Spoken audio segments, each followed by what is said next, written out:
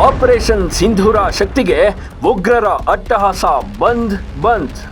ಹೆಣ್ಣು ಮಕ್ಕಳ ಕಣ್ಣೀರು ಶಾಪಕ್ಕೆ ಉಗ್ರ ಮಸೂದ್ ಅಜರ್ ಕುಟುಂಬವೇ ಫಿನಿಶ್.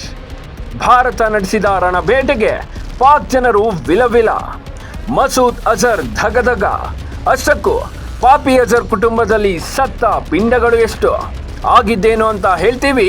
ಅದಕ್ಕೂ ಮೊದಲು ಬಾಸ್ ಟಿವಿ ಕನ್ನಡ ಚಾನೆಲ್ನ ಸಬ್ಸ್ಕ್ರೈಬ್ ಮಾಡಿ.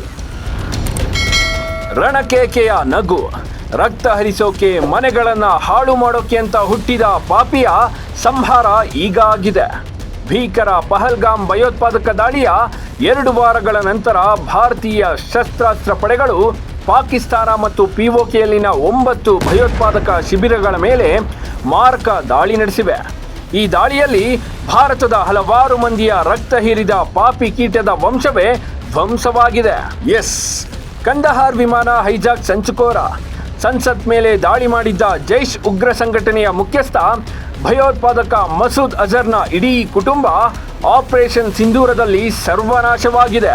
ಪಾಕಿಸ್ತಾನದ ಪಂಜಾಬ್ ಪ್ರಾಂತ್ಯದ ಬಹಾವಲ್ಪುರ್ ನಗರದಲ್ಲಿರುವ ನಿಷೇಧಿತ ಉಗ್ರ ಸಂಘಟನೆ ಜೈಷ್ ಎ ಮೊಹಮ್ಮದ್ ಮುಖ್ಯಸ್ಥ ಹಫೀಜ್ ಮಸೂದ್ ಅಜರ್ ಮನೆಯನ್ನ ಗುರಿಯಾಗಿಸಿಕೊಂಡು ಭಾರತ ದಾಳಿ ಮಾಡಿದ್ದು, ಇದರಲ್ಲಿ ಮಸೂದ್ ಕುಟುಂಬದ ಮಹಿಳೆಯರು ಮತ್ತು ಮಕ್ಕಳು ಸೇರಿದಂತೆ ಕನಿಷ್ಠ 14 ಜನರು ಸಾವನ್ನಪ್ಪಿದ್ದಾರೆ ಎಂದು ಪಾಕಿಸ್ತಾನದ ಮಾಧ್ಯಮಗಳು ವರದಿ ಮಾಡಿವೆ.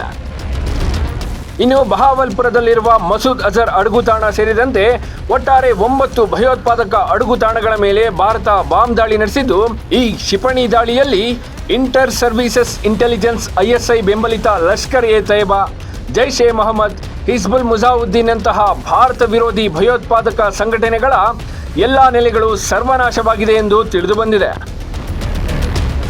ಒಟ್ಟಿನಲ್ಲಿ ಭಾರತೀಯ ಹೆಣ್ಣು ಮಕ್ಕಳ ಸಿಂಧೂರವನ್ನು ಅಳಿಸಿ ಹೇಡಿಗಳು ಬದುಕುತ್ತಿದ್ದು, ಪಾಪಿ ಮಸೂದ್ ಅಜರ್ ಕುಟುಂಬವನ್ನ ಭಾರತೀಯ ಸೇನೆ ಹುಡುಕಿ ಹೊಡೆದಿದ್ದು, ಭಾರತದ ತಂಟೆಗೆ ಬಂದ್ರೆ ಸಾವು ಖಚಿತ, ಸರ್ವನಾಶ ನಿಶ್ಚಿತ ಅನ್ನೋದು ಮತ್ತೆ ಸಾಬೀತಾಗಿದೆ.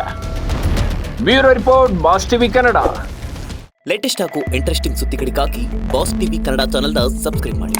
ಹಾಗೆಯೇ ಬೆಲ್ ಐಕಾನ್ ಪ್ರೆಸ್ ಮಾಡಿ. ಇದರ ಜೊತೆಗೆ ಫೇಸ್ಬುಕ್, ಇನ್ಸ್ಟಾಗ್ರಾಮ್, ಎಕ್ಸ್ನಲ್ಲೂ ಮಿಸ್ ಮಾಡದೆ ಫಾಲೋ ಮಾಡಿ.